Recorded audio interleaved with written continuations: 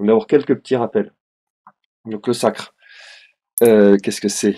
Euh, dans le monde chrétien, hein, il y a les rois, dans la plupart des pays, se font couronner.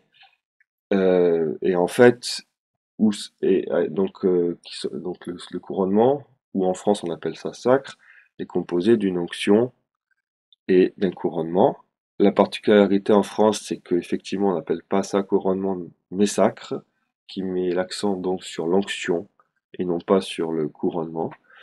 Et l'onction, c'est le fait donc de se faire oindre avec une huile sainte, comme pendant le baptême, le bébé ou la personne baptisée se fait oindre par le Saint-Crème.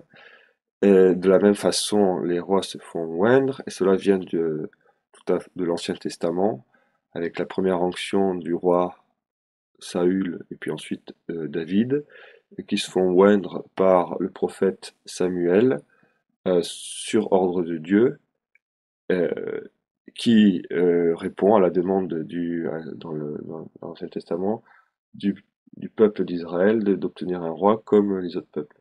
Et fondé sur ça, Pépin le Bref en 751 se fait sacrer pour la première fois en France. Euh, il va se faire d'ailleurs sacrer plusieurs fois, une fois par des évêques et puis une fois par le pape, pour asseoir la légitimité euh, de la dynastie carolingienne, qui prend le relais de la dynastie mérovingienne qui est morte, enfin qui s'est éteinte naturellement. Et ce sacre reproduit, enfin deux choses très importantes pour nous, c'est qu'elle utilise l'huile sainte et miraculeuse surtout qui a été utilisée pour le baptême de Clovis. Et dans la tradition des annales, etc., le premier sacre est vu comme étant le baptême de Clovis, en fait, qui inaugure premièrement la royauté chrétienne en France, et qui aussi inaugure la promesse faite par Clovis pendant son baptême, avec les prophéties de Saint-Rémy, qui dit, et donc la mission divine de la France, qui dit que tant que Clovis obéira aux promesses de son baptême, enfin la prophétie de Saint-Rémy dit ceci en substance, que tant que Clovis et ses successeurs obéiront obéiront aux promesses de son baptême, Dieu leur enverra des grâces, et si ses successeurs rompent la promesse, le bon Dieu punira ses successeurs, ou la France, hein, ça va avec. Et donc, quand on regarde l'histoire de France, on a vraiment l'impression que ça obéit à cette sorte de règle. Quand la France et ses rois ou ses dirigeants de fait obéissent aux volontés de Dieu, ben, ça se passe aussi bien temporellement pour la France, malgré les épreuves. Et quand ce n'est pas le cas, il y a des punitions. Et depuis la Révolution française et une succession de dirigeants de fait qui ne sont pas légitimes et qui s'éloignent de plus en plus des volontés de Dieu, on descend de plus en plus bas. Et voilà. Donc ça se vérifie aussi dans le malheur. Donc le sacre, je reprends. Onction, couronnement, qui commence en 751, qui tire son origine du baptême de Clovis et qui utilise cette huile miraculeuse qui a été apportée par une colombe qui représente l'Esprit Saint pendant le baptême de Clovis en 496 ou 498.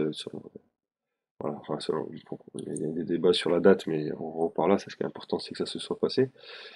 Donc par Saint-Rémy, et que le baptême par Saint-Rémy, pendant lequel une colombe apporte cette huile miraculeuse qui existe encore aujourd'hui, qui a survécu à la Révolution et qui est entreposée au palais du Thau, donc qui est le palais archiépiscopal à côté de la cathédrale de Reims, qu'on peut visiter d'ailleurs. Alors je ne sais pas si on peut voir l'ampoule comme ça, mais le palais du Thau, une partie devient un musée normalement qu'on peut aller visiter. Et, voilà. Et il y a cette fameuse ampoule qui a survécu à la Révolution. Donc en gros, pour nous, ce qui est intéressant, c'est que tout est prêt pour faire un sacre si on veut.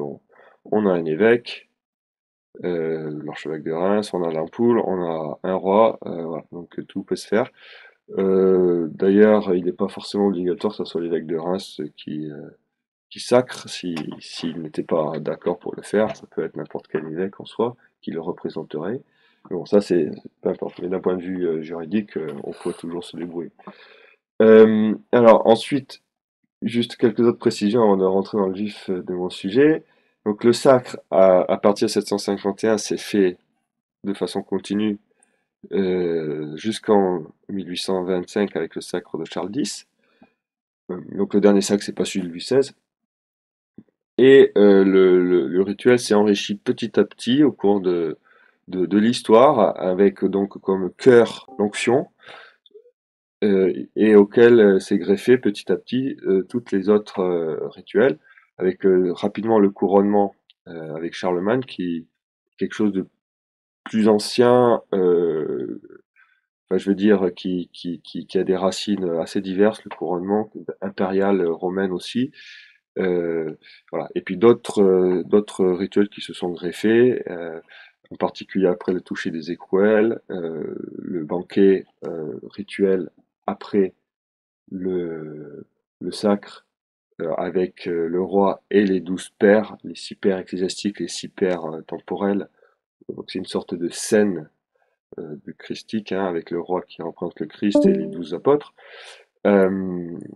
Donc tout ça, ça s'est développé, mais pour tous les détails du rituel qui sont absolument passionnants, je vous renvoie donc à ce livre de Patrick Demouy et, et aux conférences qui sont publiées plus tard. Aujourd'hui, ce que j'aimerais, les points sur lesquels j'aimerais insister, c'est la nature du sacre, d'une part, et aujourd'hui, pourquoi parler du sacre et nous, en tant que légitimistes, qu'est-ce qu'on peut faire pour ça, concrètement? Alors, premièrement, la nature du sacre. Euh, il y a deux thèses, enfin, il y a deux thèses. On entend souvent deux choses plutôt, qui sont les deux, par exagération, pas tout à fait exactes. Donc, on aurait tendance soit à entendre la thèse purement, disons, juridique, et le sacre ne fait pas le roi, le sacre ne sert à rien. Et l'autre thèse, disons, qui pourrait être peut-être un peu plus providentialiste, mais qui est aussi exagérée, c'est le sacre fait le roi de France, sans le sacre, pas de roi. Les deux positions sont erronées. Euh, il est clair que le sacre ne fait pas les rois de France, c'est-à-dire qu'un roi naît roi, surtout en France où le roi est mort, vive le roi. Les lois de succession sont excessivement claires, et donc on sait qui est le roi en regardant simplement un arbre généalogique. Il faut que ça soit l'aîné en ligne masculine issu d'un mariage catholique valide reconnu par l'Église. Voilà, donc aujourd'hui le roi c'est du vin, il y a pas de doute. Euh, mais ce qui ne veut pas dire que le sacre n'est pas important. Le sacre est absolument essentiel puisque c'est par le sacre que ça confirme quelque part le roi dans son rôle de lieutenant de Dieu sur terre et qui renouvelle quelque part l'alliance du roi de France avec le roi des rois, Jésus-Christ, le roi de France réel, enfin le roi de France euh, qui est Jésus-Christ et dont le roi de France sur terre incarné est son lieutenant, et n'est que son lieutenant, donc le représente, et de toute façon et voilà. Et donc ici il y a deux choses importantes. Premièrement, c'est que et ça c'est quelque chose qui est commun à toutes les royautés, qu'elles soient chrétiennes ou pas, c'est que les rois, alors selon les royautés, les règles de succession sont différentes, donc ça, il y a des grandes différences.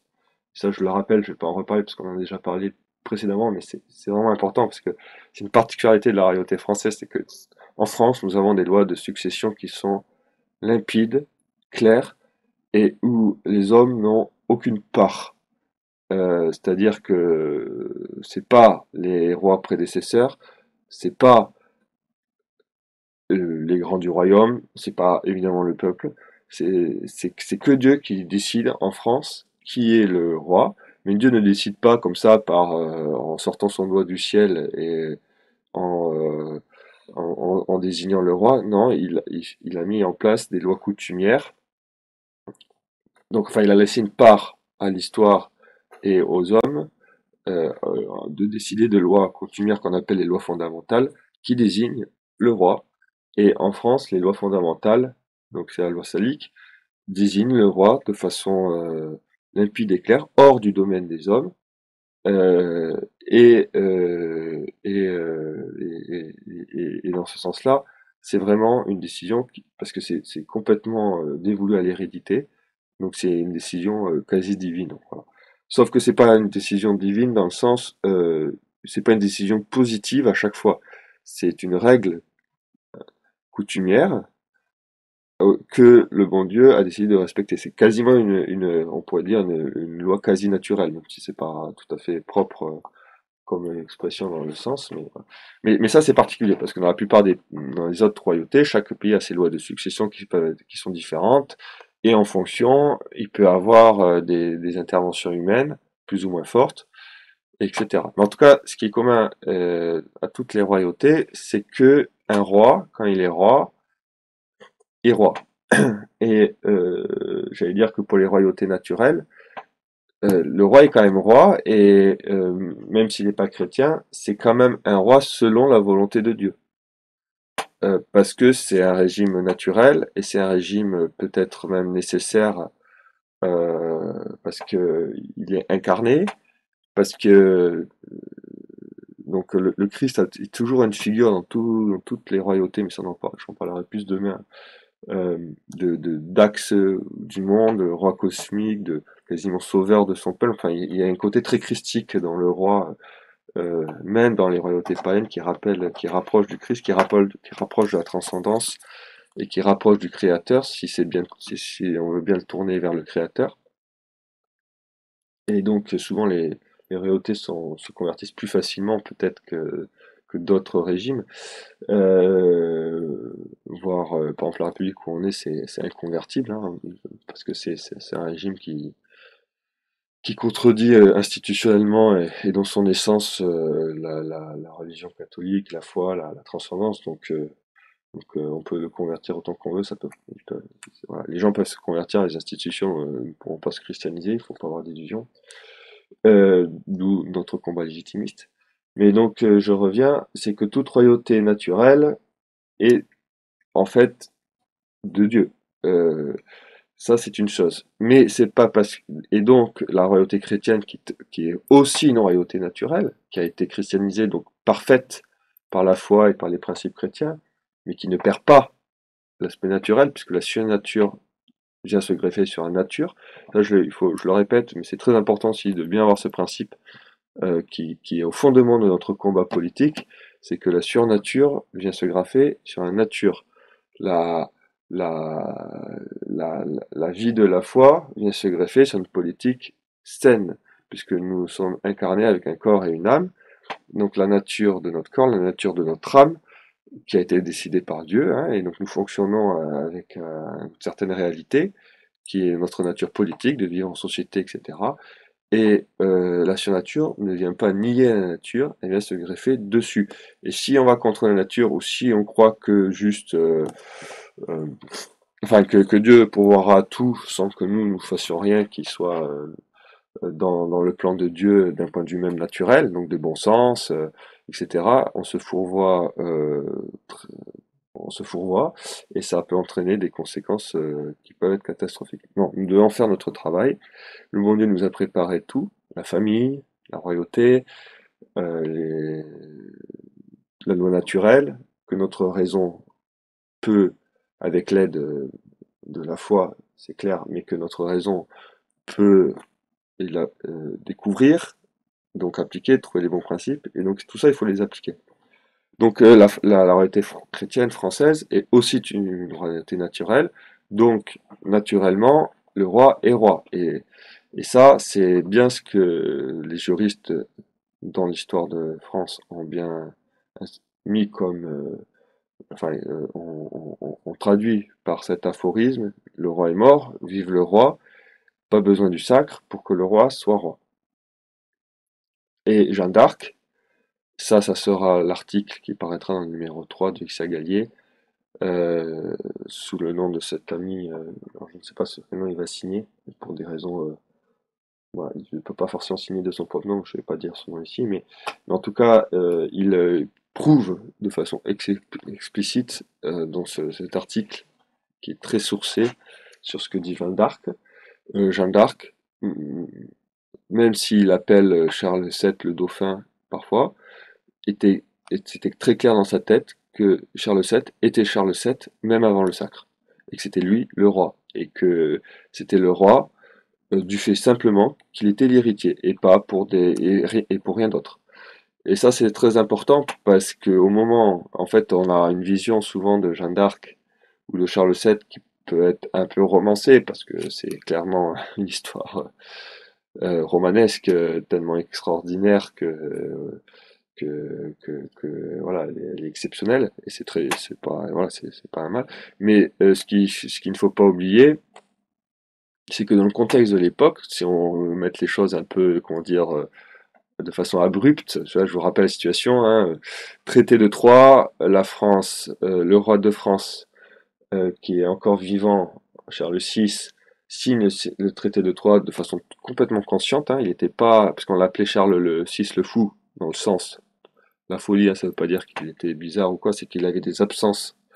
Euh, comme, comme, euh, comme un épileptique, il y avait des périodes où il était complètement absent, une sorte de légume, où en fait il pouvait rien décider, et donc c'est des gens autour qui pouvaient faire ce qu'ils voulaient, et plus ça allait dans le temps, plus ces périodes d'absence étaient fréquentes et longues, ce qui a forcément créé des vides de gouvernement, et la place à toutes les intrigues de cour autour avec des gens qui pouvaient, enfin, qui n'avaient pas forcément nos intentions, mais enfin, peu importe. Mais ce qui est sûr, c'est que quand le traité de Troyes, après la défaite d'Azincourt en 1415, quand le traité de Troyes en 1420 a été signé, c'est le roi Charles VI qui le signe, et donc qui entérine le fait qu'il déshérite son fils et qui donne la couronne à sa mort au roi d'Angleterre. Le roi d'Angleterre à l'époque parle français, c'est un cousin éloigné du roi de France. Euh, Ils occupent toute la partie nord de la France, dont Paris, qui était déjà à l'époque une des villes les plus importantes de France. Les Bourguignons, avec le duc de Bourgogne, ont trahi, enfin, ne sont pas fidèles à Charles VII. Après la mort de Charles VI, ne sont plus fidèles à Charles VII et se sont ralliés aux Anglais. En pratique, si vous regardez, je vous invite à regarder une carte de la France juste au début de Jeanne d'Arc. On se croirait pendant l'occupation pendant la Seconde Guerre mondiale. Enfin, il y a la zone libre en bas, au sud.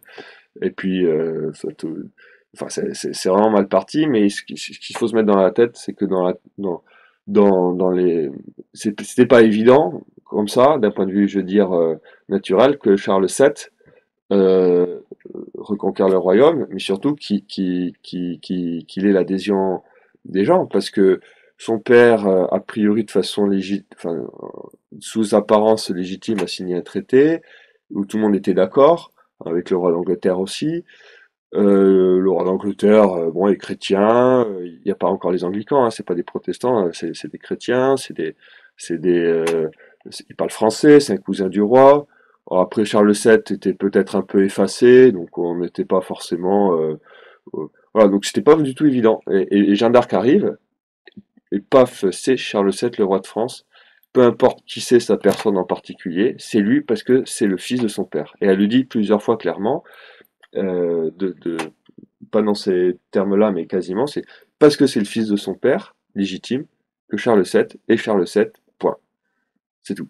Et donc c'est le roi. Donc Jeanne d'Arc vient voir le roi et lui dit, il faut se sacrer absolument. Et c'est là, deuxième partie de mon exposé, c'est que c'est pas parce que le roi est roi en naissant que le sacre ne sert à rien. C'est même l'inverse. Jeanne d'Arc nous le montre aussi. Mais tous les rois de France ont été sacrés. Tous les rois qui ont gouverné ont été sacrés.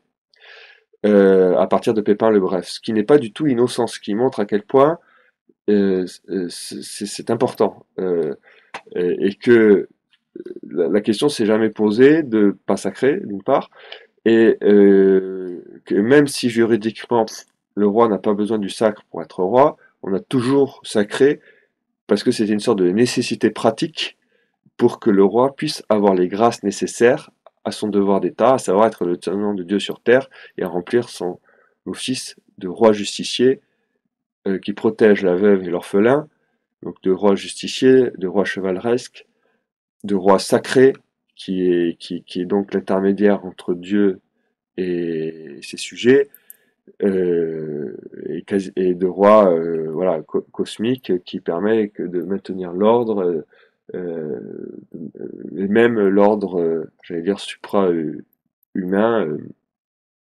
Et encore, je cite juste ça parce qu'on on le cite plus trop, c'est pas très connu, mais c'était une sorte de topos très classique qu'on retrouve même chez Bossuet par exemple, et qui est connu de ceux qui étudient les annales.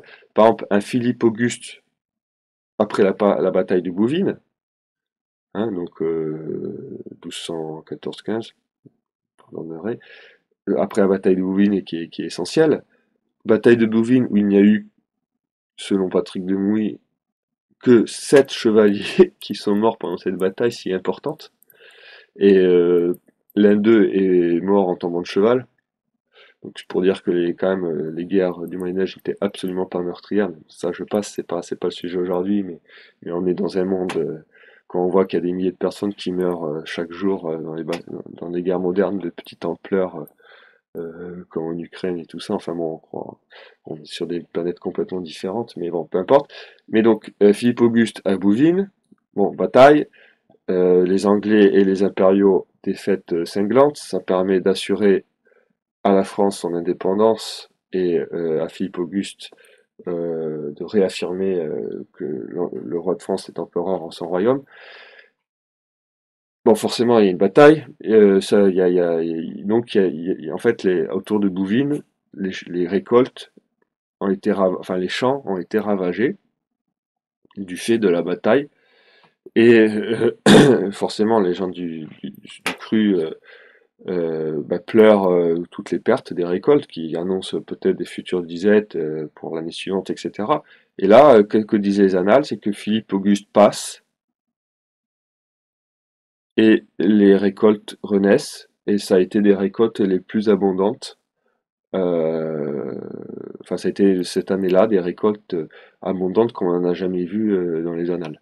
Donc même le roi ne touche pas que les écrouelles, mais même au XIIIe siècle, et ça on a encore d'autres, je crois que c'était Charles V, ou même Charles VII, non, Charles VII, où on a dans les annales le même genre de topos euh, qui fait renaître les récoltes. Donc c'est pas simplement toucher les écrouelles, c'est qu'il y avait même encore cet aspect qu'on retrouve parfois dans les royautés païennes de ce genre de rôle aussi de maintenir, j'allais dire, l'harmonie du pays, mais même au niveau physique, enfin naturel, des récoltes, de pas avoir de catastrophes naturelles, ce genre de choses. Bon. Ça c'était en passant, mais c'est pour dire que même dans la royauté chrétienne au XIIIe siècle ou au XVe siècle, on trouve ça. Donc c'est que ça disparaît pas. Donc la royauté naturelle reste, voilà. Mais le sacre est clé. Pourquoi? Parce que ça marque premièrement, ça rate deux choses. Ça rattache à la royauté davidique. Et donc ça, c'est un topos aussi classique et que vous avez forcément en tant que légitimiste, j'espère que vous en avez entendu parler. Mais c'est que quand on lit l'ordo, donc quand on lit la théurgie du sacre, c'est clair que la royauté davidique est rappelée de façon constante. Et en fait, c'était vu, donc c'est lié à la mission de Clovis, c'est lié au baptême de Clovis, c'est que c'est le renouvellement de l'alliance entre Dieu et le peuple d'Israël, mais en version Nouveau Testament, entre Dieu et le royaume de France. Alors, pas comme, il faut pas voir ça comme de façon, j'allais dire, providentialiste, peuple élu, tout ça. C'est pas une élection définitive comme était le peuple d'Israël auparavant, puisque le peuple d'Israël avait été élu pour porter le Sauveur. Le Sauveur est arrivé, donc ça n'a rien à voir. Nous, il n'y a pas le Sauveur qui va naître dans le peuple de France. Le Sauveur, c'est Jésus-Christ. Il est né, c'est fini ça. Je veux dire, c'est Jésus-Christ. Il n'y a pas de nouveau peuple élu au même sens que dans l'Ancien Testament, ça c'est clair. Mais ça n'empêche pas Dieu de s'allier avec des peuples l'alliance avec le royaume de France est particulier. C'est la geste de Dieu par les Francs, Gesta Dei per Francos, euh, telle qu'elle a été comprise par les Carolingiens et puis après tout le temps, hein, jusqu'à maintenant. C'est-à-dire que le royaume de France, le roi de France, le lieutenant de Dieu sur terre, a un rôle particulier pour faire le plan de la providence, fils aîné de l'Église, hein. Ça aussi, je pense que vous savez, mais on dit la fille aînée de l'Église, mais en vérité, il faut dire le fils aîné de l'Église. C'est la fille aînée de l'Église, c'est une expression récente par des papes récents post-révolutionnaires qui ont repris l'expression classique dans l'histoire très ancienne, aussi des papes, de dire pour désigner le roi de France, de dire fils aîné de l'Église. Mais comme post-révolutionnaire, c'était pas forcément un roi qui était sur le trône, par extension, ils ont dit la fille aînée de l'Église en désignant la France. Mais pour être exact, c'est le fils aîné de l'Église. Et comme le fils aîné de l'Église, le roi de France, le lieutenant de Dieu sur terre, est la tête du, du royaume de France, la tête du corps mystique de la France, par définition, la France aussi, en tant que corps du roi, euh, et, euh, et fait partie du corps du fils aîné du roi de France. Mais c'est pas la France sans son roi, c'est le roi qui est le fils de l'Église, le fils aîné de l'Église, et en tant que fils aîné de l'Église, il communique cette filiation à tous les sujets. Voilà. Mais sans la tête, sans le roi, historiquement, on reste peut-être la fille aînée de l'Église, si vous voulez, mais c'est comme un corps décapité sans tête, on va pas faire grand-chose. Il faut notre tête pour être vraiment pouvoir incarner la mission d'être fils aîné de l'Église. Mais le sacre incarne cette alliance, le rappelle par l'onction et par l'onction de cette huile miraculeuse, et appelle toutes les grâces nécessaires, parce qu'il y a beaucoup évidemment de prières pendant de ce sacre, euh, pour le roi, et rappelle la mission du roi aussi, qui se réengage à protéger l'Église, à protéger la foi, à combattre les hérétiques, à faire justice, et bonne justice, etc., etc. Et donc il reçoit l'onction à 7 endroits plus 2, donc à 9 fois, ce qui est le nombre le plus grand nombre d'onctions dans tous les sacres connus. Comme si on badigeonnait d'huile le roi, comme dans l'Ancien Testament, David a été par Samuel était, alors je sais plus l'expression exacte, mais enfin a été inondé d'huile. Il y a une expression comme ça dans la Bible. Euh, et tous ces insignes sont bénis, sont consacrés, etc. Son épée, son sceptre, donc tous ces instruments de pouvoir aussi. Ce qui rappelle aussi, ça chose très importante, c'est que l'autorité et le pouvoir en France ont toujours été unis, ou quand ils n'ont pas été unis, ça a été dénoncé pour que ça soit réuni. Donc par exemple à la fin des Mérovingiens avec les rois dits fainéants et les maires du palais. Mais ce qui était vrai, c'est qu'ils avaient un peu dévolu leur pouvoir, et ça, en fait, c'est une sorte de défaut que l'on peut trouver ici ou là, de tentation en tout cas, de séparer le pouvoir et l'autorité. Ce qui est beaucoup plus simple pour celui qui fait le pouvoir et celui qui fait l'autorité. Quand j'ai l'autorité sans le pouvoir, bah, je peux rien faire, donc je suis tranquille dans mon château, dans la citadelle là-haut, et de toute façon c'est pas moi qui est responsable puisque c'est pas moi qui fait. Et si c'est typiquement la dualité maire du palais et roi. Et le maire du palais à l'inverse, il peut avoir la tentation, c'est moi qui suis le vrai roi, je fais tout ce que je veux, mais je suis pas le roi nominal, donc en fait je peux me défausser de toute responsabilité sur le roi légitime. Donc cette dualité est en fait une tentation, parfois les circonstances historiques font elle peut être inévitable à un moment ou à un autre, mais c'est jamais bon parce que c'est toujours une tentation ouverte pour créer soit des guerres de succession, des troubles, voire le vizir qui est devenir, enfin, qui va remplacer le roi, ce genre de choses, ou en tout cas de détourner le pouvoir de sa mission, qui est de faire la geste de Dieu, de faire obéir, d'être source de justice et de bonne justice. Donc en France, et ça c'est clair, toujours le roi a eu l'autorité sacrée, c'était sacré, etc., tout ce qu'on nous disons là, et le pouvoir. C'est-à-dire qu'il avait aussi les moyens de faire bonne justice, d'être vraiment d'appliquer les plans de Dieu. Et dans le sacre, tout ça, on a tout ça, c'est tout, tout est inscrit, et on appelle les bénédictions du ciel pour qu'il fasse bien son travail. Et là, j'aimerais en venir, bon, tout ça, c'est bien beau, mais qu'est-ce que nous, on peut faire?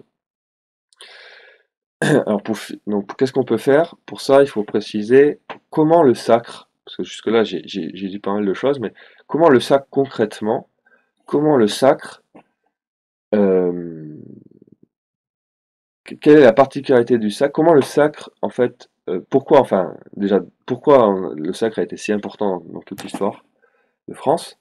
Et en quoi il consacre le roi en tant que roi très chrétien?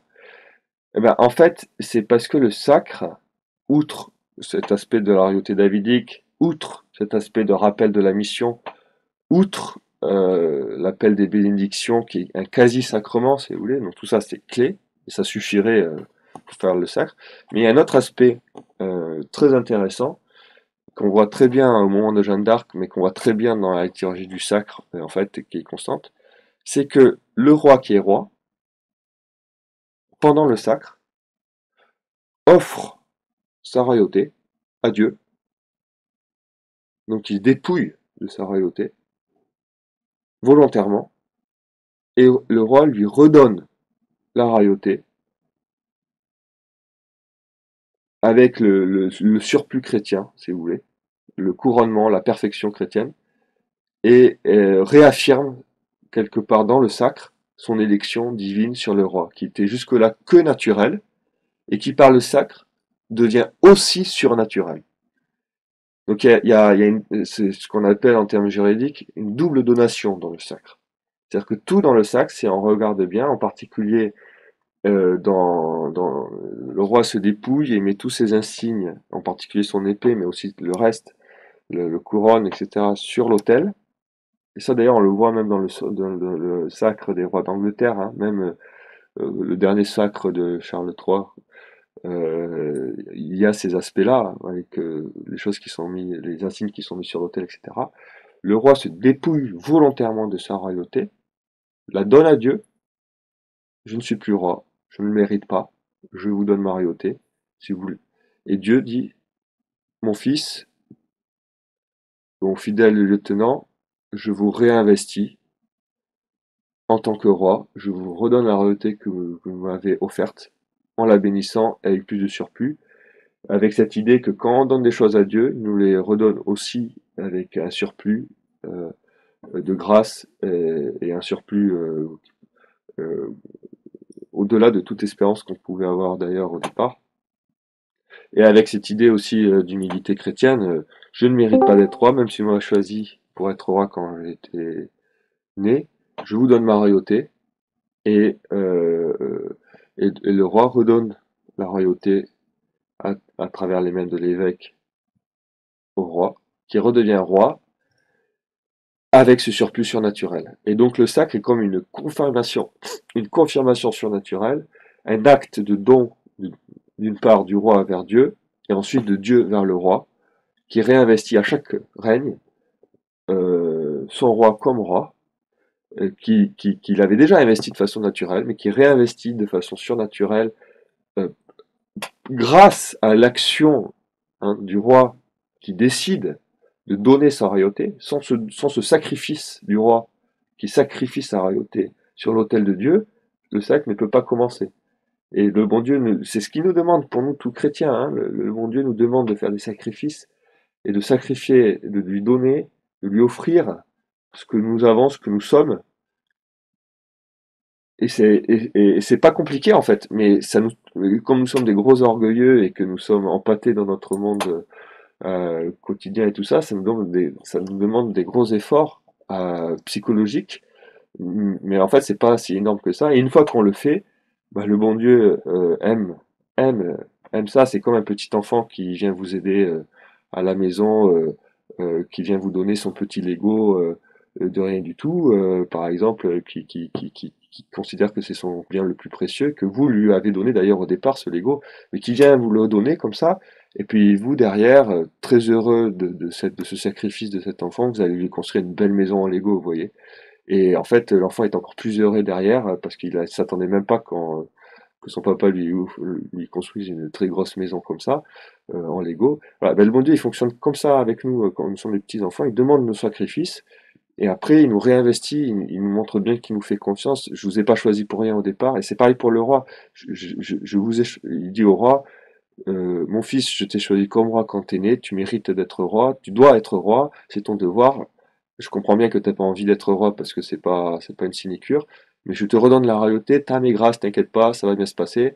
Hop, le sacre, c'est tout ça.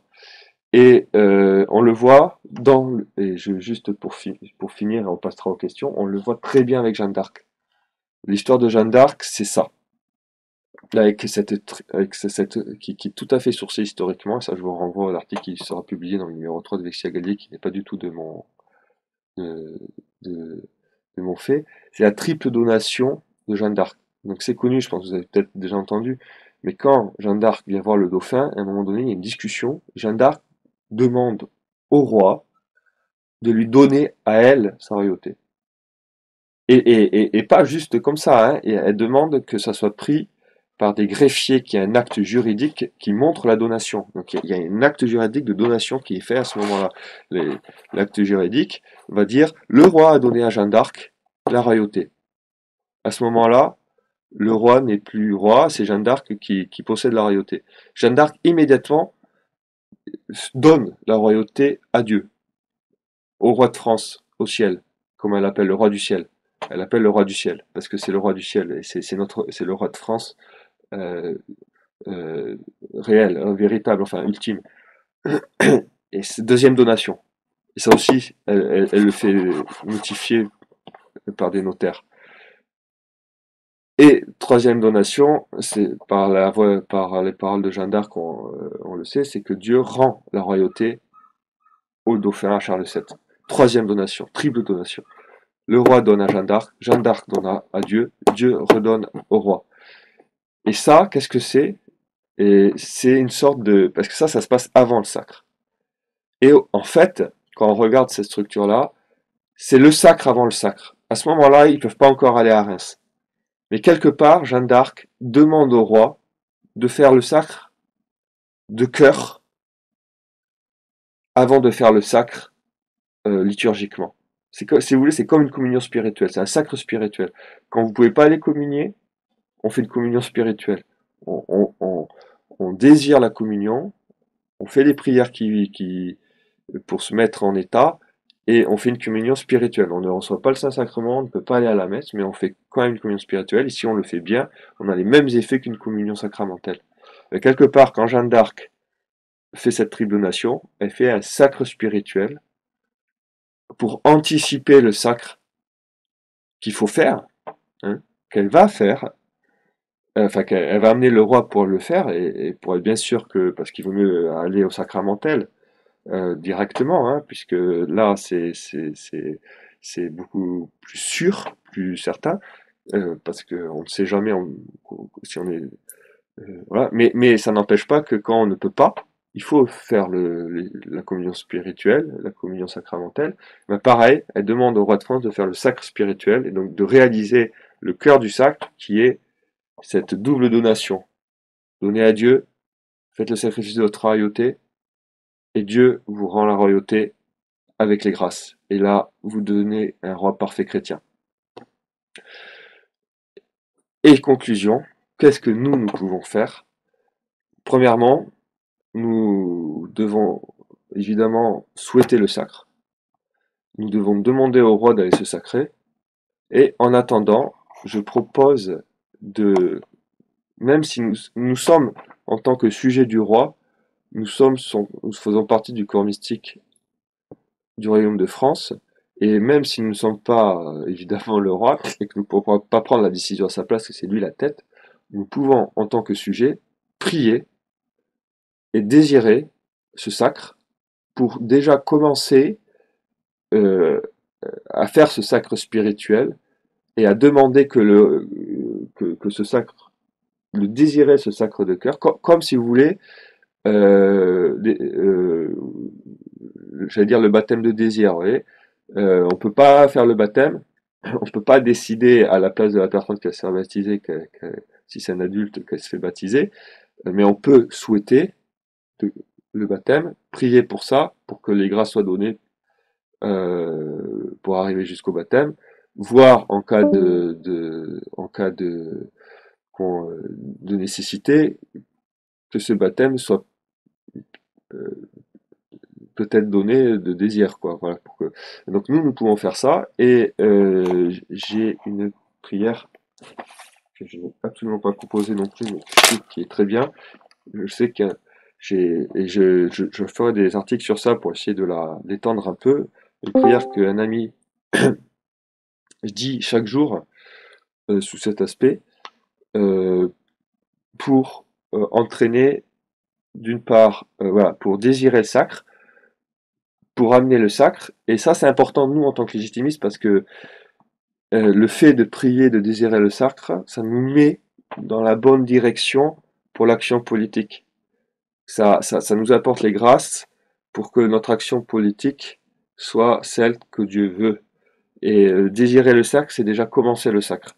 Et après le mettre en œuvre pratique, ce sera la chose suivante. Mais il faut déjà être dans la bonne direction. Et la prière et le sacre de désir nous met dans cette direction. Alors attendez, je vous dis la prière et que j'écrirai après plus tard. Voilà. Donc c'est inspiré de Saint Luguignan de Montfort et Sainte Jeanne d'Arc. Je vous le lis. Je me consacre à vous, ô Marie, ma mère et ma reine, pour que le vrai héritier de France et fils des rois reçoive à Reims son couronnement et sa consécration, et qu'ainsi il soit lieutenant du roi des cieux qui est roi de France, ainsi soit-il. Voilà. Je répète une fois quand même. Je m'en consacre à vous, ô Marie, ma mère et ma reine, pour que le vrai héritier de France et fils des rois reçoive à Reims son couronnement et sa consécration, et qu'ainsi il soit lieutenant du roi des cieux qui est roi de France, ainsi soit-il. Cette prière donc a été créée, hein, elle est récente, mais elle est complètement dans l'esprit traditionnel. Elle utilise les mots qu'utilise Sainte Jeanne d'Arc pour l'aspect roi des cieux, vrai héritier de France, fils des rois, et de Saint-Guilhem de Montfort pour la mouture. Voilà. Donc j'invite comme action à dire cette consécration le plus souvent possible, peut-être tous les jours, et personnellement appeler les autres à le faire, et puis à appeler pour que nous puissions ensuite appeler le roi aussi concrètement au sacre, et si Dieu veut, qu'on puisse arriver vers l'organisation d'un sacre réel, comme nous le voulons tous, pour s'assurer des grâces du ciel. Pas le sacre en tant que but, parce que c'est pas un but en soi, mais le sacre en tant que moyen pour que le lieutenant de Dieu sur terre choisi par Dieu par la naissance reçoive les grâces nécessaires à sa mission par le sacre qui reconfirme tout cela et qui renouvelle, surnaturalise quelque part l'alliance entre Dieu et le roi et l'union entre le roi et ses sujets.